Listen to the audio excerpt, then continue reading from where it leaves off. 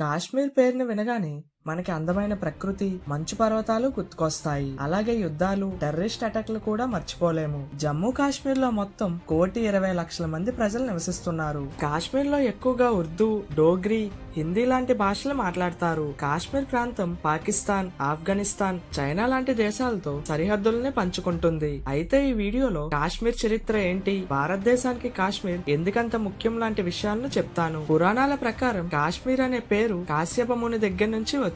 కాశ్యప ముని ఒక సరస్సు నీటిని ఎండబెట్టి ఆ భూమిపై జనాలు నివసించేలా ఏర్పాటు చేశాడు. అందుకే ఈ ప్రాంతాన్ని అప్పటి నుంచి కాశ్మీర్ అని పిలుస్తున్నారు. ప్రాచీన కాలంలో కాశ్మీర్ లో కూడా పెద్ద పెద్ద బౌద్ధ విశ్వవిద్యాలయాలు ఉండేవి. కాశ్మీర్ లో ఎక్కువగా బౌద్ధం, హిందూ మతాల ప్రజలు నివసించేవారు. కాశ్మీర్ నుండి ఎంతో మంది పండితులు, శిల్పులు, కవులు భారతదేశంలోని ఇతర ప్రాంతాలకు వెళ్లి జ్ఞానాన్ని పంచేవారు. 14వ శతాబ్దం వరకు కాశ్మీర్ ప్రాంతం ఎక్కువగా హిందూ రాజుల ఆధీనంలో ఉండేది. తర్వాత ముస్లిం పాలకులైన సుల్తాన్లు ఆ ప్రాంతాన్ని ఆక్రమించారు. 1939లో షామీర్ వంశంతో మొదలైన ముస్లిం పాలన కాశ్మీర్ లో ఇస్లాం మతానికి బలమైన స్థానం ఇచ్చింది. కాశ్మీర్ ని సుల్తాన్లు పాలిస్తున్న సమయంలో కాశ్మీర్ లో ఉండే ఇస్లామిక్ మతం వాళ్ళు వచ్చి ప్రతిరోజు ఇస్లాం మతం గురించి గొప్పగా చెప్పుకునేవారు. అందువల్ల కాశ్మీర్ లో ఉన్న చాలా మంది ప్రజలు ఆ స్పీచ్ లకి ఇన్ఫ్లుయెన్స్ అయిపోయి ఇస్లాం మతంలోకి మారిపోయారు. 1586లో మొఘల్ చక్రవర్తి అయిన అక్బర్ కాశ్మీర్ ని ఆక్రమించాడు. మొఘల్ రాజులైన జహంగీర్, షాజహాన్ కాశ్మీర్ ని చాలా ఇష్టపడి కాశ్మీర్ లో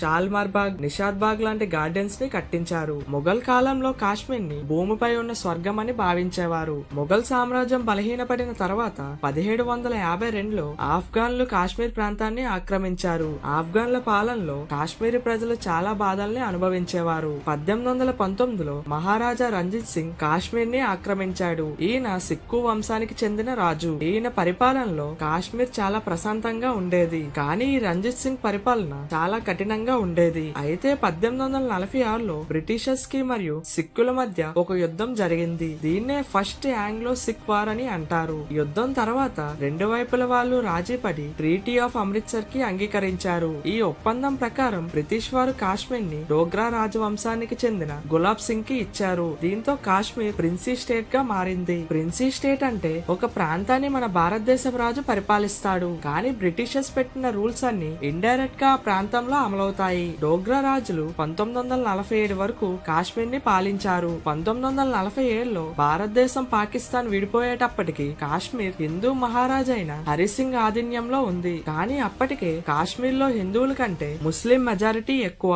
హరిసింగ్ కాశ్మీర్ ని భారతదేశంలో కానీ పాకిస్తాన్ లో కానీ కలపకుండా కాశ్మీర్ ని ఒక స్వతంత్ర దేశంగా ఉంచాలని భావించాడు. కానీ పాకిస్తాన్ నుంచి ట్రైబల్ మిలిటెంట్స్ కాశ్మీర్ పై దాడి చేశారు. ఆ సమయంలో హరిసింగ్ భారత్ సహాయం కోరాడు. భారతదేశం సహాయం చేయడానికి ఒక షరతు పెట్టింది. అదేంటంటే కాశ్మీర్ ని భారతదేశంలో విలీనం చేయాలి. దానికి హరిసింగ్ కూడా అంగీకరించి 26 అక్టోబర్ 1947లో ఇన్స్ట్రుమెంట్ ఆఫ్ యాక్సెసెన్స్ అనే పత్రంపై సంతకం చేశాడు. దాంతో కాశ్మీర్ భారతదేశంలో కలిసింది. అయితే పాకిస్తాన్ కాశ్మీర్ ప్రాంతాన్ని భారతదేశంలో విలీనం చేయడాన్ని సహించలేక 1947-48 మధ్య కాలంలో మన దేశంతో యుద్ధం చేసింది. ఈ యుద్ధం తర్వాత కాశ్మీర్ రెండు భాగాలుగా విడిపోయింది. ఒక భాగం భారతదేశంలో ఉన్న జమ్మూ కాశ్మీర్ అయితే మరో భాగం పాకిస్తాన్ లో ఉన్న పాక్ ఆక్యుపైడ్ కాశ్మీర్. తర్వాత కూడా 1965, 1971, 1999 ఇలా ఎన్నోసార్లు భారత్ పాకిస్తాన్ మధ్య కాశ్మీర్ విషయంలో యుద్ధాలు జరిగాయి.